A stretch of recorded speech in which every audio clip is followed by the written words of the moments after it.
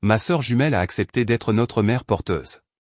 Des mois plus tard, mon mari m'a quitté pour elle, en disant que le bébé avait besoin de sa mère biologique. Je n'ai pas protesté.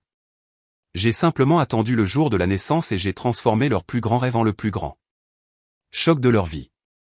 Je m'appelle Madison, j'ai 29 ans. Les mots du médecin m'ont frappé comme un coup physique. Votre condition utérine rend toute grossesse impossible. J'étais assise dans ce bureau blanc et stérile, fixant les images d'échographie qui auraient tout aussi bien pu être des certificats de décès pour chaque rêve que j'avais jamais eu de maternité. Mon mari Jake m'a serré la main, mais son contact semblait distant. La pièce a légèrement tourné tandis que le docteur Patterson continuait à expliquer des termes médicaux que je ne pouvais pas assimiler, cicatrices, complications, irréversibles. Des mots qui ont découpé des morceaux de mon âme avec une précision chirurgicale. Il y a des options, disait-elle, mais sa voix semblait venir de sous l'eau. La gestation pour autrui, l'adoption. J'ai hoché la tête machinalement, mais à l'intérieur, tout s'effondrait. Depuis l'âge de 12 ans, j'avais planifié mon avenir autour de la maternité, des prénoms de bébés écrits dans les marges de mes journaux intimes, des choix de carrière faits spécifiquement pour accommoder de futures grossesses. Toute mon identité construite autour d'une fonction biologique qui ne se produirait jamais. D'où nous regardez-vous aujourd'hui? Indiquez votre localisation dans les commentaires ci-dessous et appuyez sur les boutons « J'aime » et « S'abonner » si vous avez déjà eu l'impression que vos rêves vous ont été arrachés en un instant. Vous voudrez absolument rester pour voir ce qui s'est passé ensuite.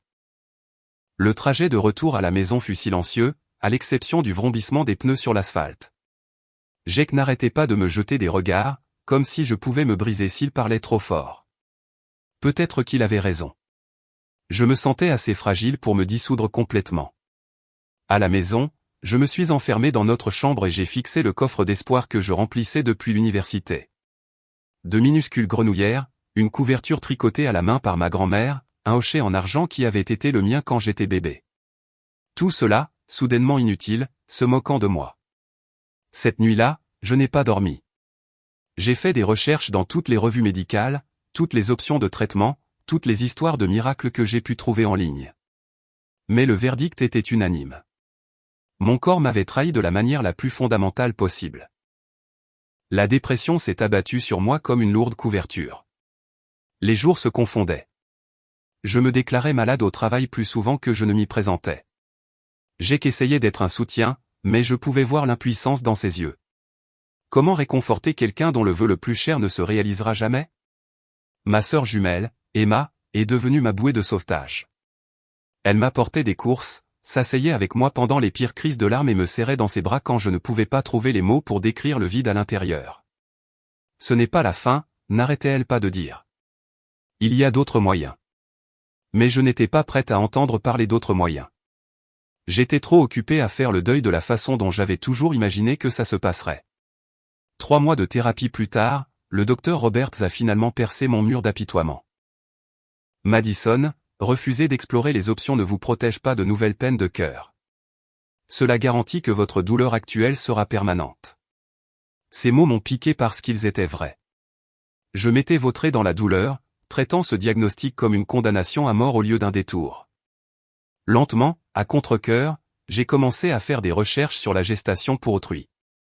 Le processus semblait écrasant. Vérification d'antécédents, évaluation psychologique, contrat juridique assez épais pour s'étouffer avec. C'est beaucoup, a convenu Jake lorsque nous en avons discuté ce soir-là. Mais si cela signifie que nous pouvons avoir notre enfant biologique, est-ce que ça ne vaut pas la peine d'essayer? Son enthousiasme m'a surprise. Pendant des mois, il avait marché sur des œufs, craignant de trop pousser dans une direction ou une autre. Mais la possibilité d'une parentalité biologique avait ravivé quelque chose en lui. Peut-être que cela ravivait aussi quelque chose en moi. Nous avons commencé à interviewer des mères porteuses potentielles. L'agence nous a envoyé des profils comme si nous faisions des rencontres en ligne, mais pour des utérus au lieu de cœur. Sarah de Portland, professeure de yoga, une grossesse réussie précédente, des références élogieuses. Jennifer de Seattle, enseignante, mariée avec 2 enfants, motivée par le désir d'aider les autres. Aucune ne semblait convenir. C'étaient des étrangères qui porteraient notre espoir le plus précieux. Comment pouvions-nous confier à quelqu'un que nous connaissions à peine tout ce qui comptait? J'ai réfléchi, a dit Emma lors d'un de nos cafés. Nous étions assises dans le même café où je lui avais parlé pour la première fois du diagnostic, où j'avais sangloté dans mon latte en me sentant brisée et inutile. Et si vous n'aviez pas à faire confiance à une étrangère? J'ai levé les yeux de ma tasse, confuse. Qu'est-ce que tu veux dire? Elle a pris une profonde inspiration, ses yeux rencontrant les miens avec cette intensité qu'elle avait depuis l'enfance, chaque fois qu'elle était sur le point d'annoncer un grand projet. Et si je portais ton bébé? Les mots flottaient entre nous comme un pont que j'avais peur de traverser. Emma, tu ne peux pas être sérieuse. Je suis tout à fait sérieuse. Elle s'est penchée en avant, sa voix gagnant en force. Madison, personne ne pourrait aimer ce bébé plus que moi avant même qu'il ne soit conçu. Personne n'en prendrait mieux soin. Et personne ne comprend mieux que moi ce que cela signifie pour toi. Ma gorge s'est nouée. La générosité de son offre était bouleversante. C'est trop te demander. Tu ne demandes rien. Je propose. Elle a tendu la main sur la table et a couvert mes mains des siennes. Nous sommes des jumelles identiques. Génétiquement, nous sommes presque la même personne. Qui de mieux pour porter ton enfant que quelqu'un qui partage ton ADN? Cette nuit-là, Jake et moi avons parlé jusqu'à l'aube de l'offre d'Emma, des implications juridiques, des complications émotionnelles, de l'ampleur de ce qu'elle proposait de faire pour nous. C'est ta sœur, a finalement dit Jake. Si nous ne pouvons pas lui faire confiance, à qui pouvons-nous faire confiance? Le rendez-vous à la clinique de fertilité ressemblait à un entretien d'embauche pour le poste le plus important du monde. Emma était assise à côté de moi, me tenant la main tandis que le docteur Patterson expliquait le processus. Traitements hormonaux pour Emma, prélèvement d'ovules pour moi, timing minutieux, documents juridiques. Les taux de réussite sont encourageants, a déclaré le docteur Patterson, en examinant les antécédents médicaux d'Emma. Elle est jeune, en bonne santé, sans complications antérieures. D'un point de vue médical, cet arrangement a un excellent potentiel. La documentation juridique s'est avérée plus complexe que prévu. Les contrats étaient denses, remplis de terminologie sur les droits parentaux, les responsabilités financières, l'autorité en matière de prise de décision médicale. Page après page de scénarios qu'aucun de nous ne voulait imaginer mais que nous devions aborder.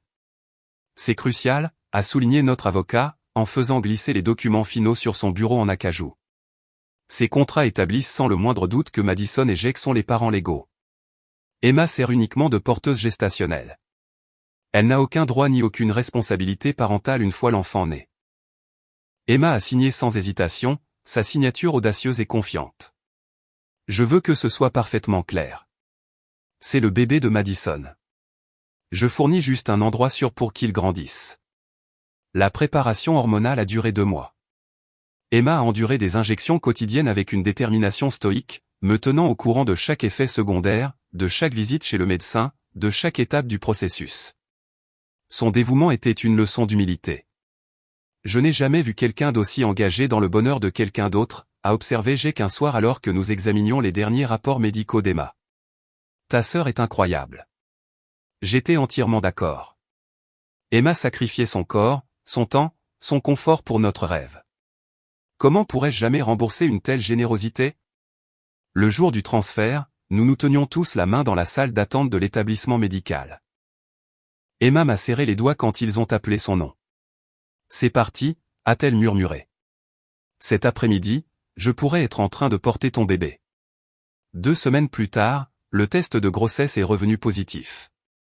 Emma m'a appelé de sa salle de bain, pleurant des larmes de joie au téléphone. Madison, ça a marché. Je suis enceinte de ton bébé. Je me suis laissé tomber sur le sol de ma cuisine, submergé par la gratitude et l'incrédulité. Après des mois de dévastation, l'espoir grandissait dans le corps de ma sœur. Notre matériel génétique, celui de Jake et le mien, devenait enfin l'enfant dont nous rêvions. Je vais prendre si bien soin de ce bébé, a promis Emma.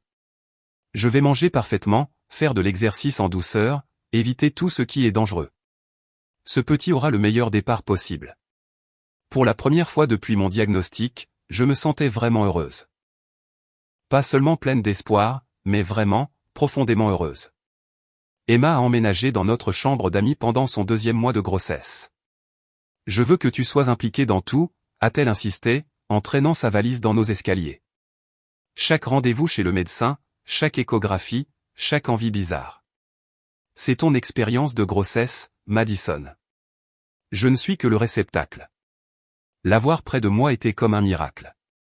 Je pouvais surveiller son alimentation, m'assurer qu'elle se reposait suffisamment, l'accompagner à chaque contrôle médical. Le bébé se développait parfaitement, mesurant exactement comme prévu avec un rythme cardiaque fort et régulier qui me mettait les larmes aux yeux chaque fois que je l'entendais. Regarde ses petits doigts, s'est émerveillé Jake lors de l'échographie de la 12e semaine, en montrant l'image granuleuse sur le moniteur. C'est notre bébé là-dedans. Notre bébé. Les mots semblaient encore surréalistes, mais de plus en plus réels. Le corps d'Emma changeait, s'élargissant pour accueillir notre enfant en pleine croissance. Son sacrifice devenait plus visible chaque jour, et ma gratitude s'approfondissait proportionnellement. Je me suis jeté à corps perdu dans la préparation financière de l'arrivée de notre bébé.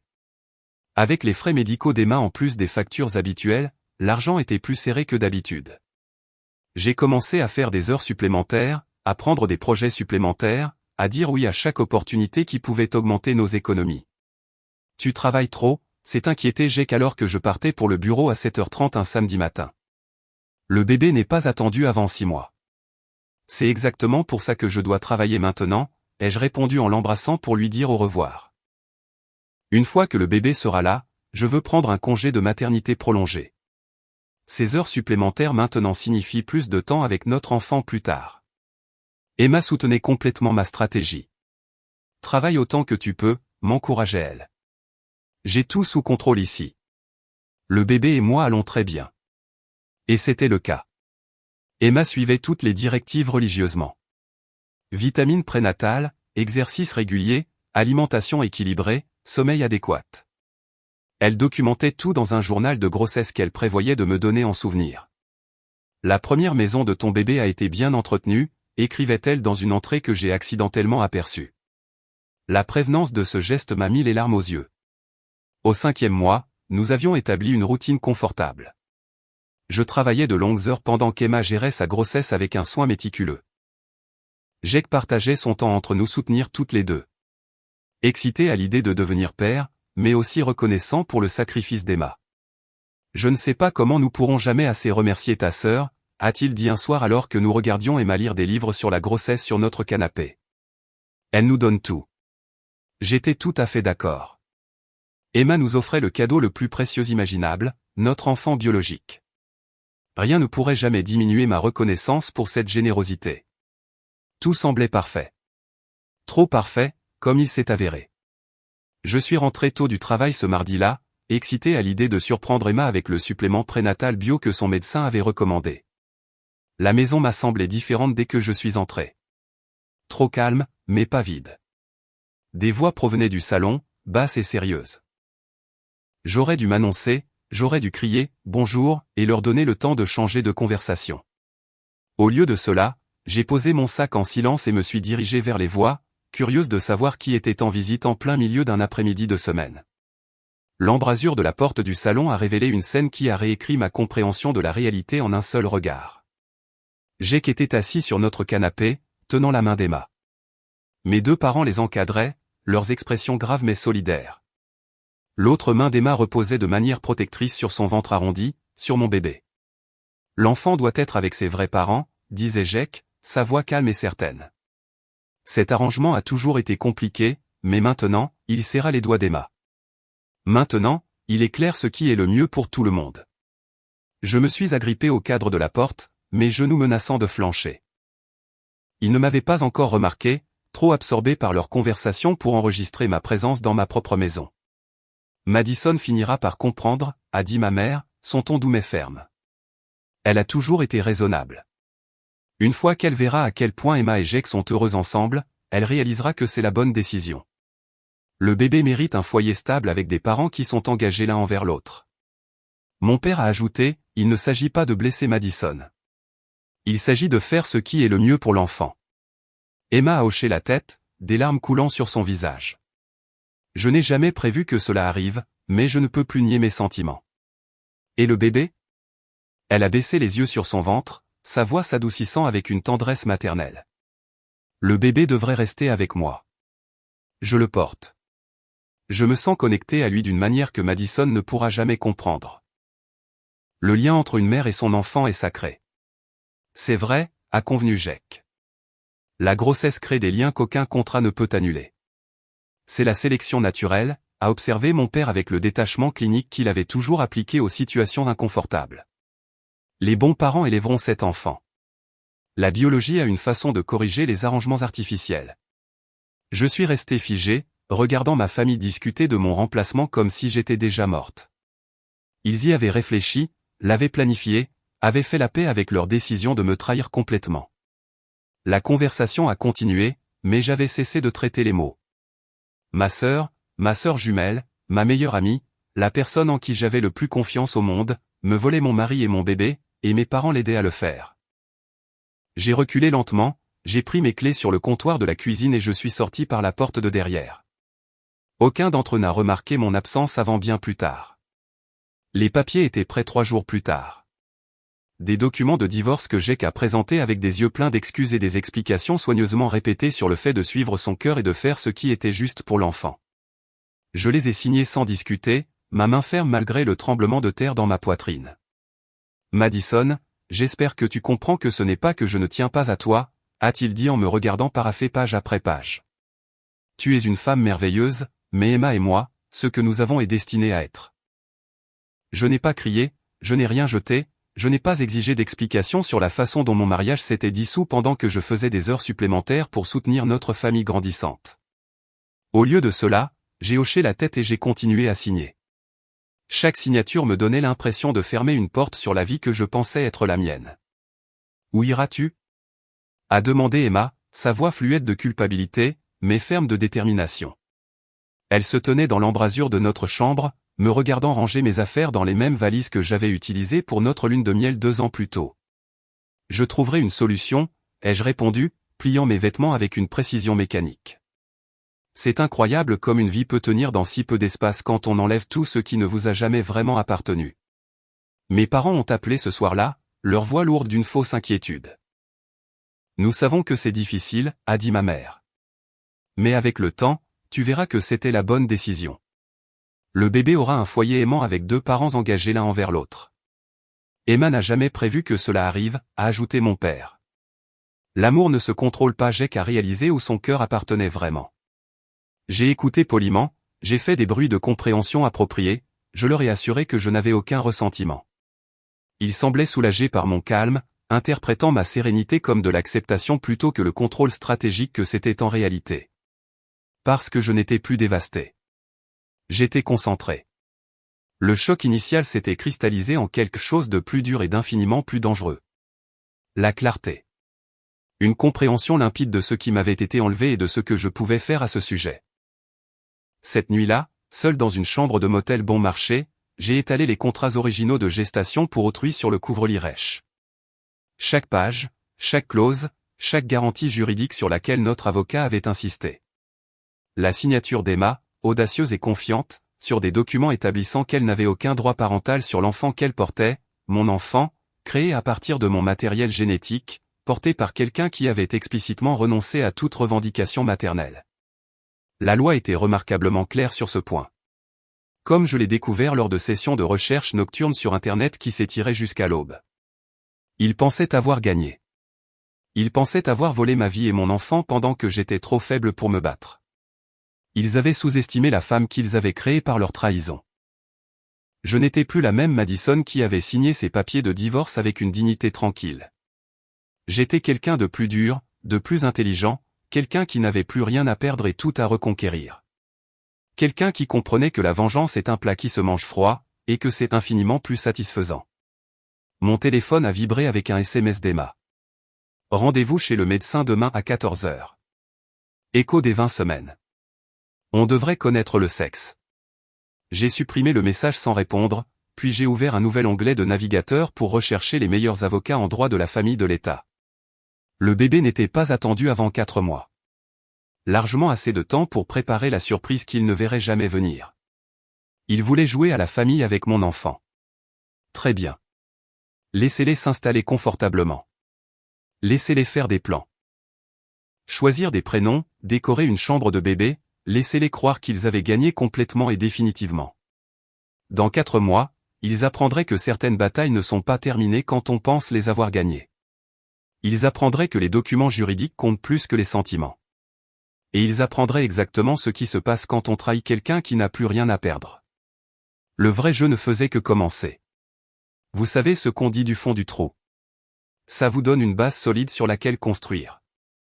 Et laissez-moi vous dire que j'étais en train de faire de sérieux travaux de construction sur ma nouvelle vie pendant que ma chère sœur s'amusait à jouer à la petite maison avec mon mari et mon matériel génétique. C'est drôle comme les choses tournent. Le studio que j'ai loué faisait à peu près la taille de leur dressing, mais il était à moi. Pas de décision partagée sur l'emplacement des meubles. Pas de compromis sur les couleurs des murs. Pas de prétention à aimer les souvenirs sportifs de Jack qui encombraient chaque surface. Juste moi, un canapé lit et une table de cuisine qui me servaient également de quartier général pour mes recherches juridiques. Parce que c'est ce que je faisais de mon temps libre nouvellement acquis, devenir une experte en droit de la procréation. Pendant qu'Emma choisissait probablement des thèmes pour la chambre de bébé et que Jack s'entraînait à son rôle de père dévoué, je mémorisais les lois, les précédents judiciaires et les petits caractères qui détermineraient qui, exactement, allait avoir un bébé dans 4 mois. Le contrat original était étalé sur ma petite table comme des cartes de tarot prédisant l'avenir.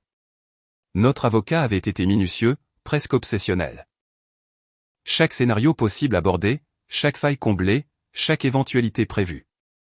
Enfin, chaque éventualité sauf celle où mon mari tomberait amoureux de ma sœur pendant qu'elle portait notre enfant. Même les meilleurs avocats ont une imagination limitée, je suppose. La porteuse gestationnelle accepte de n'avoir aucune revendication sur les droits parentaux, ai-je lu à voix haute dans mon appartement vide, ma voix dégoulinant de satisfaction. Les parents génétiques conservent la garde légale complète quelles que soient les circonstances. Les mots étaient beaux dans leur simplicité, noir sur blanc, sans ambiguïté, exécutoire. La signature d'Emma me fixait depuis le bas de la page 12, audacieuse, confiante, et complètement contraignante sur le plan juridique. Elle avait renoncé à toute prétention sur mon bébé avec panache, se sentant probablement si généreuse et altruiste. L'ironie était délicieuse. J'ai passé 3 semaines à rechercher des avocats en droit de la famille, à lire des avis, à vérifier les taux de réussite, à analyser leur approche des cas complexes. Ce n'était pas une situation pour le cousin de quelqu'un qui s'occupait de divorce et de conduite en état d'ivresse. J'avais besoin d'une spécialiste, quelqu'un qui comprenait que les relations biologiques et les relations juridiques n'étaient pas toujours la même chose. Margaret Chen était fortement recommandée sur les forums juridiques en ligne. 30 ans d'expérience en droit de la procréation, un palmarès de victoires dans des cas complexes de gestation pour autrui, et une réputation d'être absolument impitoyable lorsque les droits de ses clients étaient bafoués.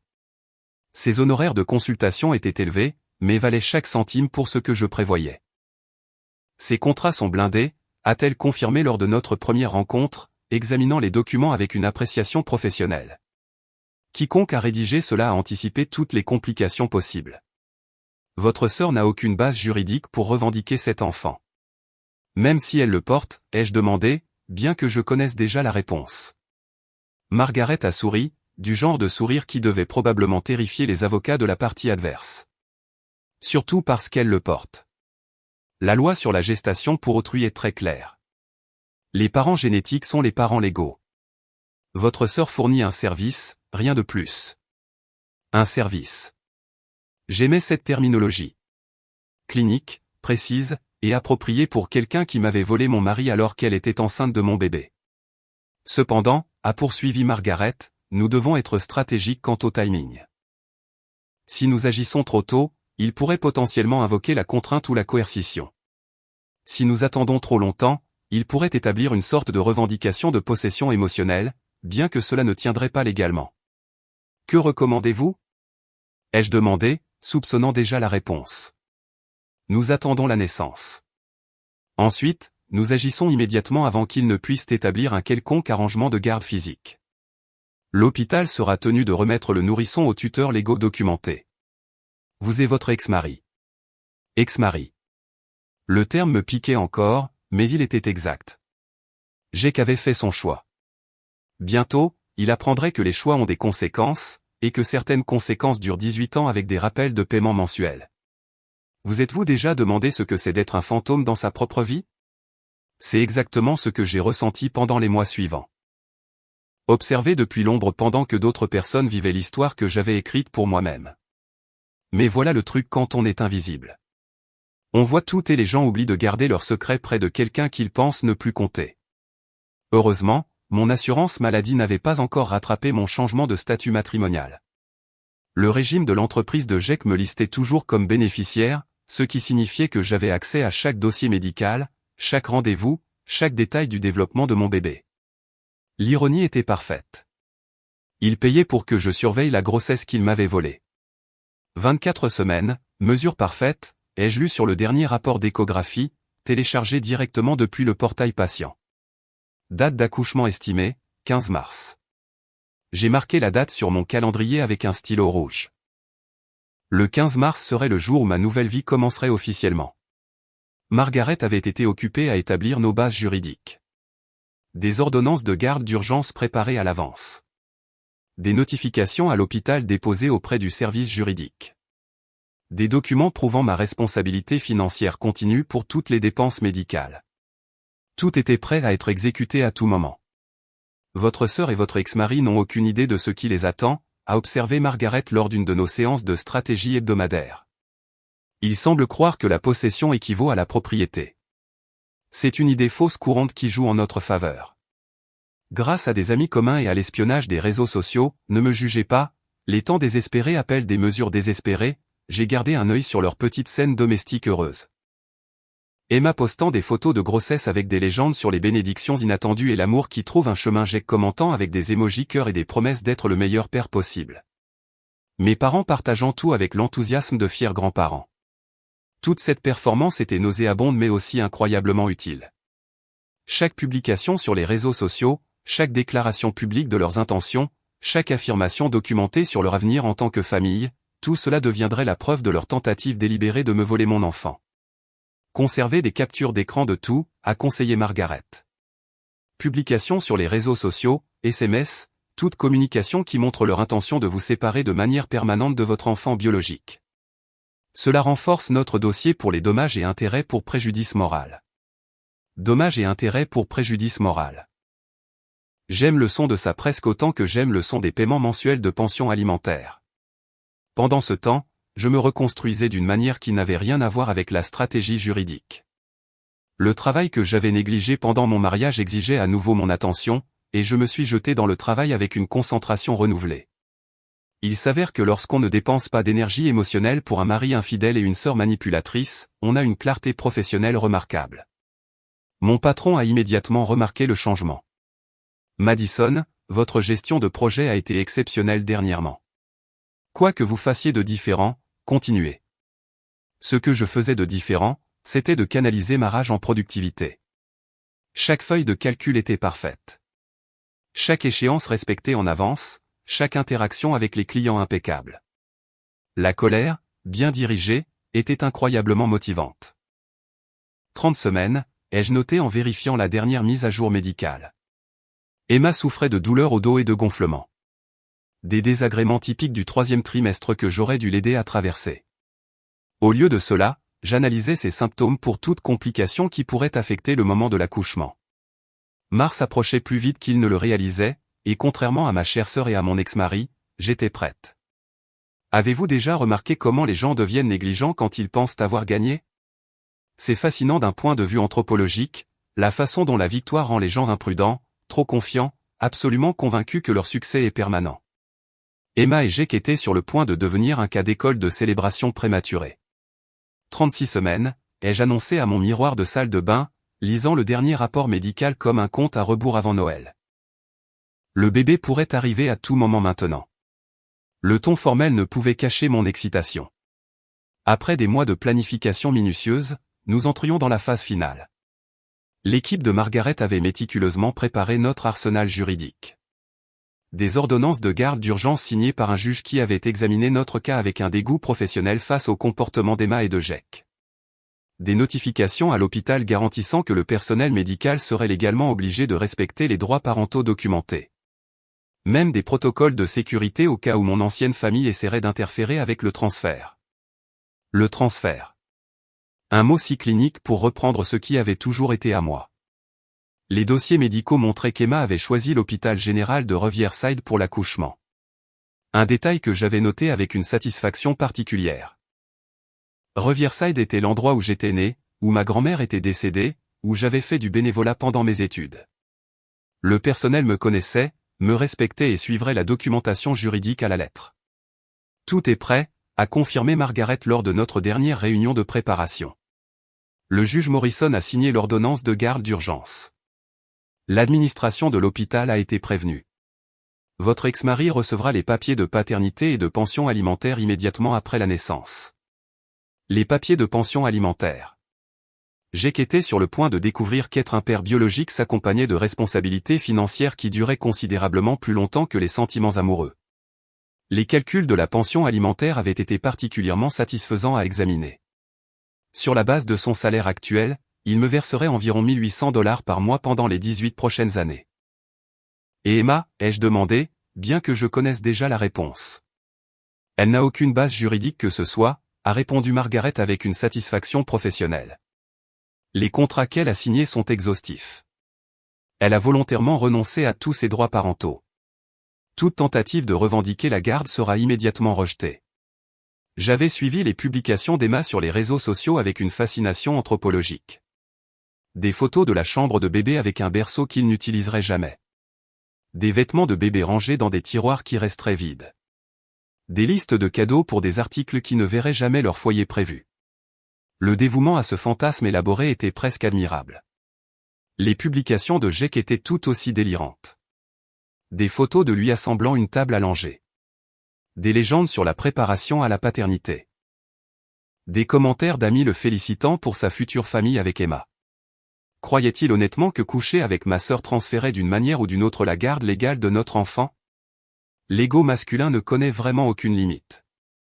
Mes parents avaient organisé une fête prénatale pour Emma le week-end dernier, un événement que j'ai appris grâce à des mises à jour sur les réseaux sociaux soigneusement surveillés.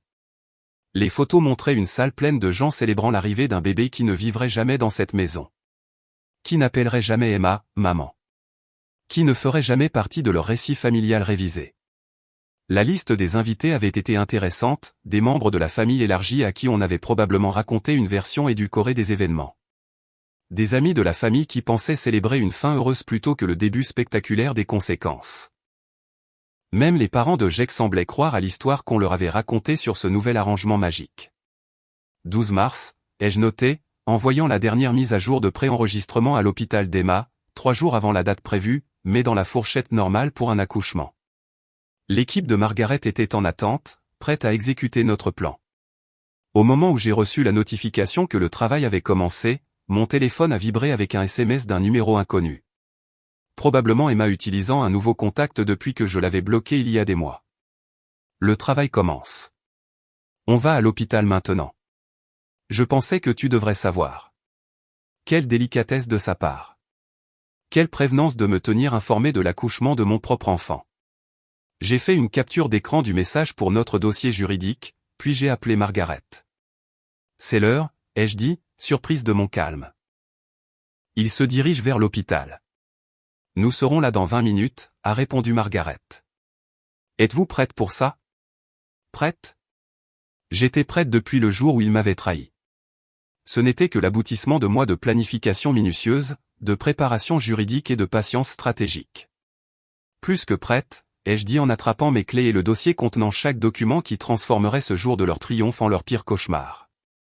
Le vrai spectacle allait commencer. Imaginez la scène. Vous attendez le plus beau jour de votre vie, entouré de gens que vous aimez, sur le point d'accueillir un bébé que vous croyez être le vôtre. Maintenant, imaginez qu'on frappe à la porte et que ce fantasme soit complètement détruit en moins de 60 secondes. C'est exactement ce qui est arrivé à ma chère sœur et à mon ex-mari lors de ce qui aurait dû être leur moment familial parfait.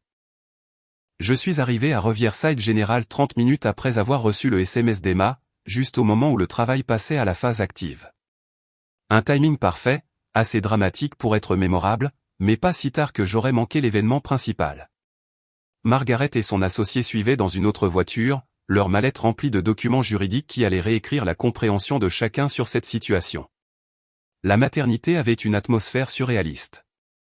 Éclairage fluorescent, cette odeur particulière d'hôpital de désinfectant et d'anticipation, les sons lointains d'une nouvelle vie qui commence.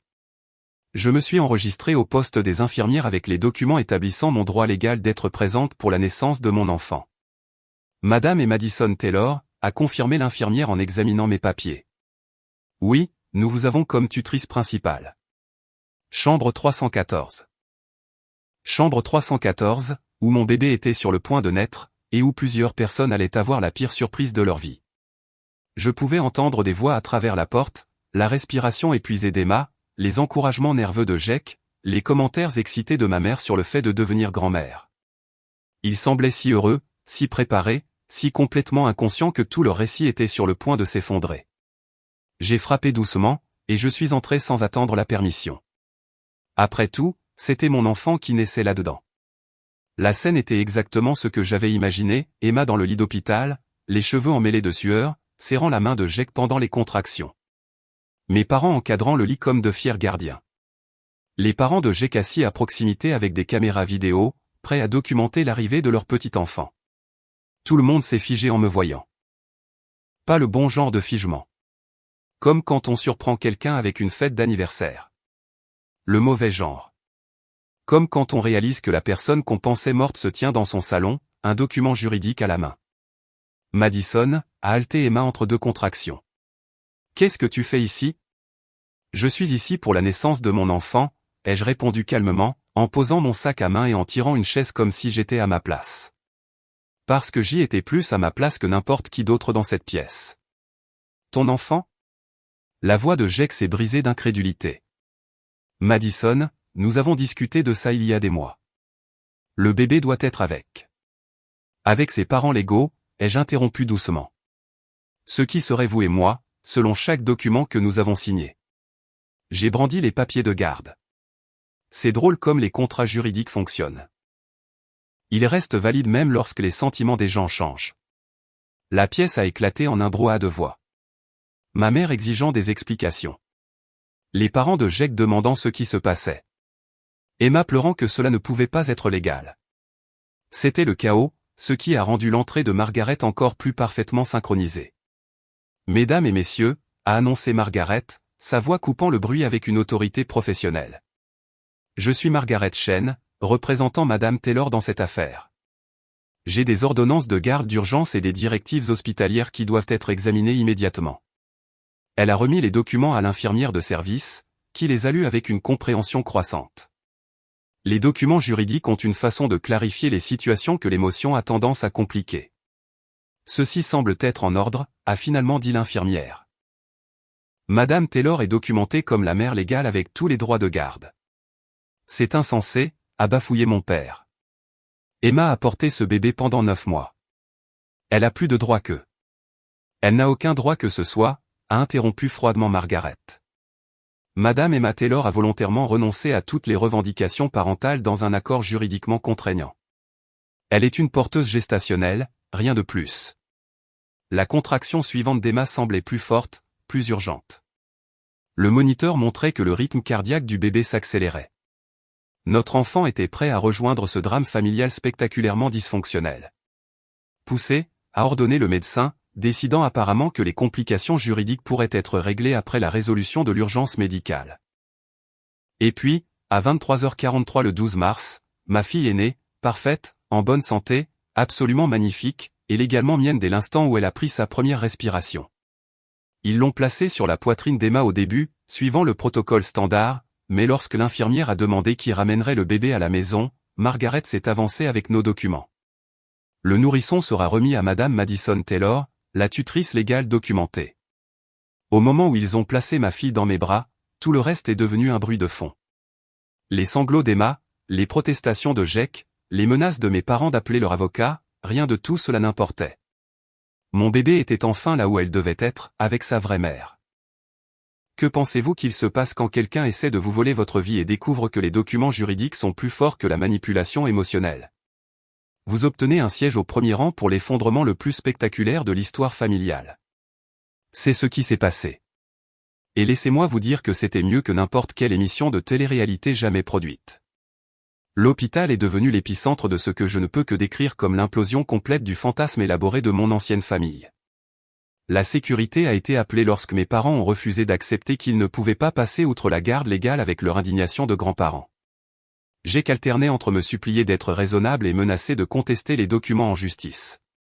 Emma était la pire de toutes. L'avoir réalisé que porter mon bébé pendant 9 mois n'avait pas fait d'elle sa mère était à la fois déchirant et profondément satisfaisant. Elle n'arrêtait pas de tendre la main vers ma fille avec ce besoin désespéré et possessif qui révélait à quel point elle était tombée dans sa propre tromperie. « Tu ne peux pas simplement la prendre », a sangloté Emma alors que les infirmières préparaient mes papiers de sortie. Je l'ai portée. Je l'ai sentie bouger. Je suis sa mère de toutes les manières qui comptent. Sauf légalement, a répondu Margaret avec un détachement professionnel, ce qui est la seule manière qui compte vraiment. La beauté des documents juridiques réside dans leur totale indifférence aux sentiments. Ma fille m'appartenait parce que j'étais sa mère génétique, et Emma avait volontairement renoncé à toutes ses revendications. Aucune quantité de témoignages émotionnels ne pouvait changer cette réalité fondamentale. La réaction de Jake était particulièrement divertissante. Il semblait croire qu'être le père biologique lui donnait une sorte d'autorité décisionnelle sur les arrangements de garde. Son choc lorsqu'il a reçu les papiers de paternité ainsi que les calculs de pension alimentaire était presque comique. 1800 $ par mois, a-t-il bafouillé en examinant les obligations financières qui accompagnaient ses droits parentaux pour les 18 prochaines années. Félicitations, ai-je dit doucement, en ajustant la couverture de ma fille.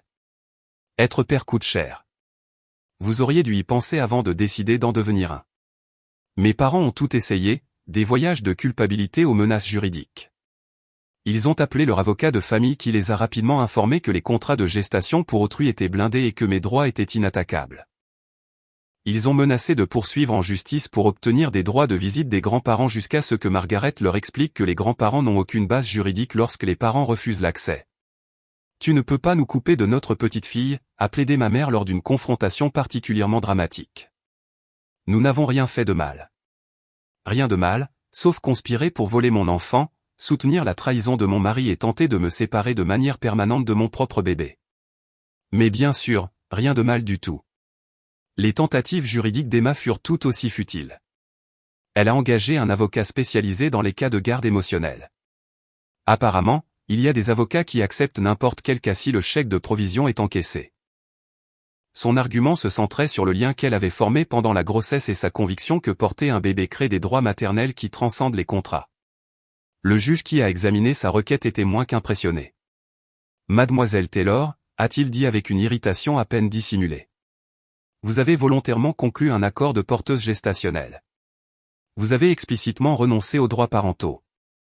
Les parents génétiques de l'enfant n'ont jamais renoncé à leur statut légal. Votre requête n'a aucun fondement en droit. Affaire classée. Suivant. Les obligations de pension alimentaire de Jake sont devenues légalement exécutoires 3 semaines après la naissance de notre fille. 1800 $ par mois, plus la moitié de toutes les dépenses médicales, des frais de scolarité et des frais de garde d'enfants.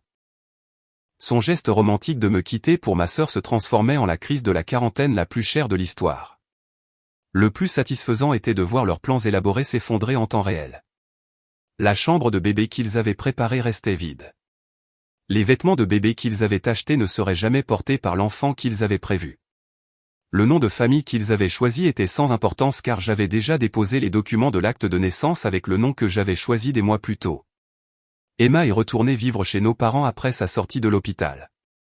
Sans bébé à s'occuper, sans la compagnie à plein temps de Jake, sans la famille imaginaire qu'elle s'était construite dans son esprit, elle semblait perdue et plus petite d'une certaine manière.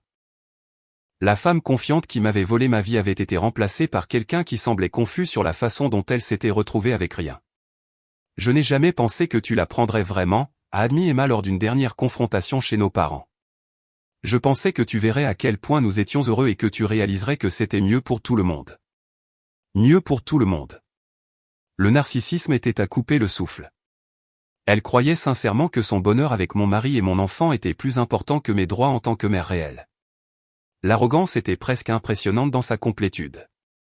Tu t'es trompé, ai-je répondu, ma fille dormant paisiblement dans son porte-bébé à côté de moi, sur à peu près tout. Parfois, la meilleure vengeance n'est pas une confrontation dramatique ou des stratagèmes élaborés. Parfois, c'est simplement reprendre ce qui a toujours été à vous et s'éloigner des gens qui ne vous ont jamais mérité en premier lieu. C'est exactement ce que j'ai fait. Et laissez-moi vous dire que la vue de l'autre côté de la trahison est absolument spectaculaire. J'ai déménagé à Portland 6 semaines après la naissance de ma fille. Nouvelle ville, nouvelle vie, nouveau départ. Tout ce qu'ils avaient essayé de me voler, reconstruit selon mes propres termes. L'appartement que j'ai choisi avait 2 chambres, des planchers de bois franc et de grandes fenêtres qui remplissaient l'espace de lumière naturelle. Plus important encore, il se trouvait à 800 miles de mon ancienne famille et de leurs drames incessants. Que pensez-vous qu'il va se passer ensuite? Laissez vos prédictions dans les commentaires ci-dessous, et assurez-vous de vous abonner pour plus d'histoires comme celle-ci. Emma a essayé d'appeler pendant des semaines après mon départ. Des messages vocaux qui ont commencé en colère, ont progressé par la négociation, et ont finalement dégénéré en supplications désespérées. J'ai écouté chacun d'eux une seule fois avant de le supprimer. Ces émotions n'étaient plus ma responsabilité. Les appels de Jake se concentraient principalement sur la négociation des paiements de pension alimentaire. Apparemment, $1 800 par mois mettait son budget à rude épreuve, d'autant plus qu'Emma ne contribuait plus financièrement à leur ménage. Le fantasme romantique de quitter sa femme pour sa sœur devient considérablement moins attrayant quand il s'accompagne de 18 ans de paiements obligatoires à la femme que vous avez trahie. Ce n'est pas tenable, Madison, a-t-il argumenté lors d'une conversation particulièrement pathétique. Je ne peux pas me permettre ce niveau de soutien et maintenir mon style de vie actuel. Alors changer de style de vie, ai-je suggéré avec une fausse sympathie. Les enfants coûtent cher. Vous auriez peut-être dû y penser avant de décider d'en avoir un. Le développement le plus divertissant a été de voir leur relation se détériorer sans un bébé pour les unir. Il s'avère que voler le mari de quelqu'un et avoir un bébé avec lui ne sont pas vraiment les fondations d'un amour durable. Qui aurait pu prédire que la trahison ne serait peut-être pas la base d'une relation saine? Mes parents ont fait exactement 3 tentatives pour me contacter après mon déménagement. La première était des menaces de colère sur la façon dont je regretterais de les avoir coupés de leur petite fille. La deuxième était des promesses manipulatrices sur la façon dont les choses pourraient redevenir normales si je ramenais simplement le bébé pour des visites. La troisième était pratique, me demandant si j'avais besoin d'une aide financière en tant que mère célibataire. Je n'ai répondu à aucune d'entre elles. Leur petite fille grandirait en sachant exactement qui avait choisi de soutenir la trahison de sa mère et qui l'avait soutenue quand cela comptait. Cela me semblait être une information précieuse pour elle. Les suites juridiques ont continué pendant des mois. Emma a déposé 2 autres requêtes de garde, toutes 2 immédiatement rejetées. Jake a tenté de modifier ses obligations de pension alimentaire 3 fois, sans succès à chaque fois. Mes parents ont consulté 4 avocats différents sur les droits des grands-parents, apprenant à plusieurs reprises qu'ils n'en avaient aucun lorsque le parent gardien refusait l'accès. Pendant ce temps, je construisais la vie que j'avais toujours voulu. Ma fille était en bonne santé, heureuse et se développait magnifiquement. Ma carrière a prospéré alors que je canalisais mon énergie dans un travail qui comptait vraiment. Je me suis fait de nouveaux amis qui ne savaient rien des complications de ma vie antérieure. 6 mois plus tard, j'ai appris par des connaissances communes qu'Emma et Jake s'étaient séparés. Apparemment, le stress des batailles juridiques, les obligations financières et l'effondrement complet de leur fantasme de famille parfaite avaient détruit tout lien qu'ils pensaient partager. Emma est retournée vivre chez nos parents de façon permanente. Jake sortait avec quelqu'un de nouveau, quelqu'un sans situation familiale compliquée ni rappel mensuel coûteux de ses erreurs passées. L'ironie était parfaite. Ils avaient détruit mon mariage et volé mon expérience de grossesse pour être ensemble, pour découvrir que les relations construites sur la trahison survivent rarement à leur propre succès. Quant à moi, j'étais la preuve vivante que parfois la meilleure réponse à la trahison est la patience, la documentation et le genre de vengeance froide et calculée qui vient emballer dans des documents juridiques. Ils avaient essayé de me voler ma vie et avaient fini par détruire la leur dans le processus. Le premier mot de ma fille fut « Maman », prononcé alors qu'elle était assise dans sa chaise haute dans notre cuisine ensoleillée de Portland. Pas la cuisine qu'Emma avait imaginée. Pas la famille que Jake avait planifiée. Pas la petite fille à laquelle mes parents pensaient mériter l'accès. Juste ma fille et moi, construisant une vie qui nous appartenait entièrement. Ils avaient pensé pouvoir réécrire mon histoire. M'attribuer le rôle de la sœur rejetée qui acceptait gracieusement son remplacement. Au lieu de cela, j'avais écrit la fin moi-même. Leur plus grand rêve était devenu leur pire cauchemar. Exactement comme prévu. Et mon rêve était assis dans mes bras chaque soir alors que je la berçais pour l'endormir, légalement et définitivement mienne dans la vie que j'avais construite sur les cendres de leur trahison. La justice, s'avère-t-il, est meilleure servie avec un accompagnement de documents juridiques et une généreuse portion de patience. La victoire valait chaque instant de l'attente.